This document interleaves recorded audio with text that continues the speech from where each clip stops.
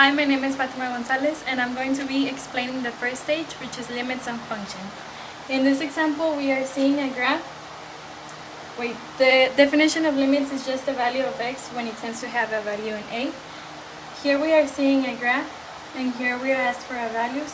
In the graph, we have a vertical asymptote, which means that for this function, x never has a value because it never touches it, it just approaches it. In this example, we are asked to find the limit of the function when x is approaching to 0. So we look closely and we know that it's approaching to the number 1.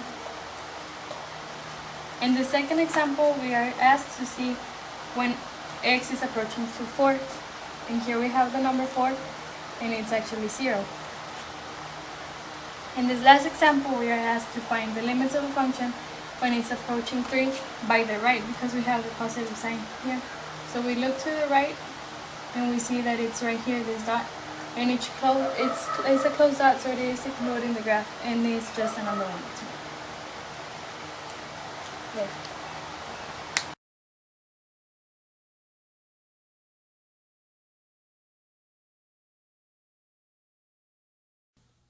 Okay, here we have our second stage problem.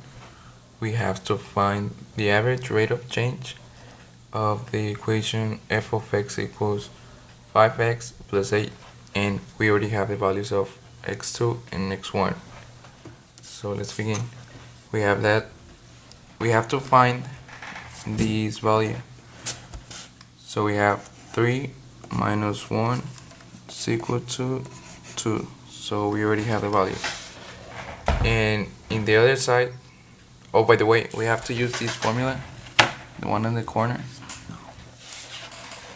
So we have 5x plus 8, or f of x. And we have to substitute these values, the 3 and the 1, on the x. 3 plus 8 minus the same equation but with the 1. 1 plus 8. So here we have 15 plus 8. Here we have minus 5 minus times plus. We have 13 minus 13. No. Minus 8 is equal to minus 13. Here we have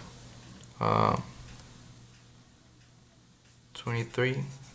So we subtract. We have 23 minus 13 is equal to 10.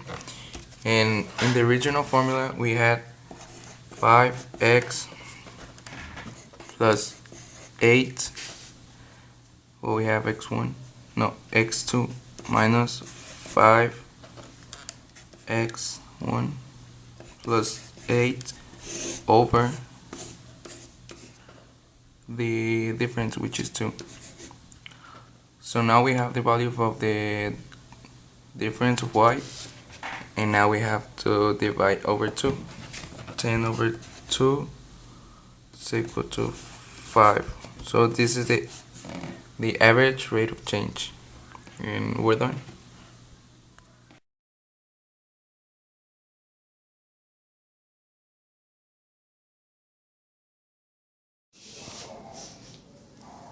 So we have to determine if there are the inflection points, the intervals of concativity, and the maximum and minimum of the function. So the function is this: x cubed plus 3x squared minus 8. So you have first to derivative to get the critical points. So the first derivative is 3x squared plus 6x. Now you have to factorize the function, or with the general formula to have both x. So you factorize and you get 3x and 2 plus x. So you know that x will be here 0 and this will be minus 2. So you have the critical points.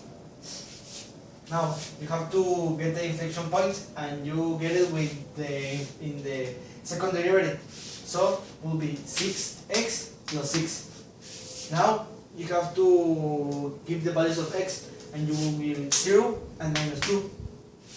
First is 6, and multiply it by 0 plus 6 will be 6 positive, so it will be downwards. Here with minus 2, use 6, multiply by minus 2 plus 6 will give you minus 6, so it will be upwards. Now, to get the inflection point, now you will, with the first function, not derivative, now you give the values of x with 0 and minus 2, like here. So it will be 0 cubed plus 3, 0 squared minus 8. The result will be minus 8, the first. So you have to the first. Now, with minus 2 is minus 2 cubed plus 3 multiplied by minus 2 squared minus 8 will be minus 4. Now you get the second point. Now in the graph you put it 0 minus 8 here, and the maximum will be minus 2 minus 4 here. Here is the maximum, so it's like this, and the minimum is like this. So you have your sketch graph.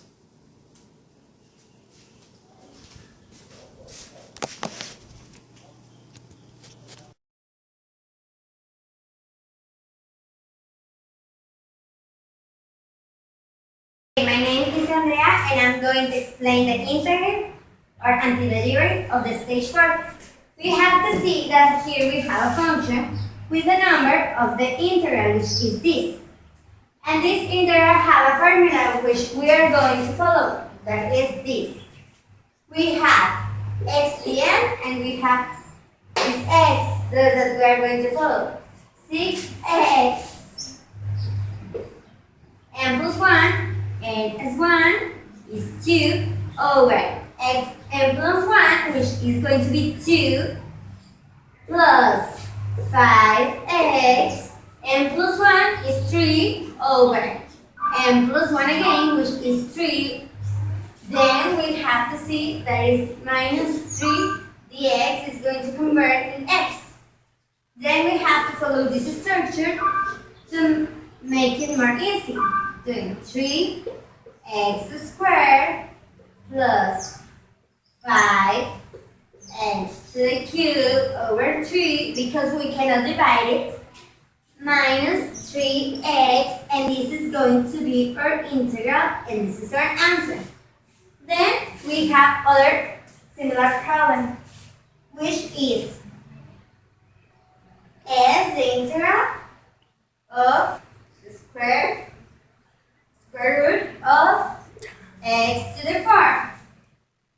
And we have to see that we have to do different operations. As x, we can express this as 4 half.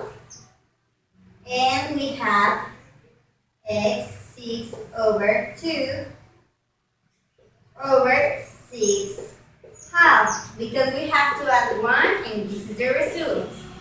And then the answer is going to be 2x 6 halves over 6 plus c, because we don't know if we had a constant. And this is the answer. ¿Ya?